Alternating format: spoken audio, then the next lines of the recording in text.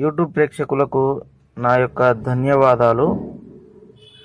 నేను ఈరోజు చెప్పేది టాపిక్ ఏంటంటే, మరుగుమందు అనేది అందరికీ తెలిసిన విషయమే. ఈ మరుగుమందు ఎందుకు వాడుతారు, ఎవరికి వాడుతారు, ఎలా వాడుతారు అనేదే చిన్న సందేహం అందరికీ ఉంటుంది. కాబట్టి ఈ మరుగుమందులో ఏమేమి కలపాలి, ఎన్ని వస్తువులు కలపాలి, ఎలా కలపాలి, అది మీకు ఈరోజు ఈ టాపిక్లో చెప్పబోతున్నాను. ఈ మరుగుమందులో 2 రకాలుగా ఉంటాయి. ఒకటి తలకు ఇచ్చేది, 2 కడుపుకి ఇచ్చేది. ఈ తలకు, బట్టలకు, చెప్పులకు ఇచ్చే మరుగుమందులో 3 వస్తువులు కలపాలి. అదేవిధంగా ఆహారంలో, తినే పదార్థాంట్లో కలిపే దాంట్లో కూడా 3 వస్తువులు కలపాలి.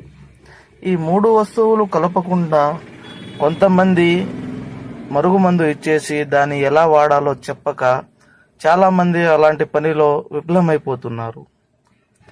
ఈ మరుగుమందులో 1 మూత్రము, 2 ఉమ్ము, 3 నెక్స్ట్ వచ్చే వీడియోలో చెప్పాలి.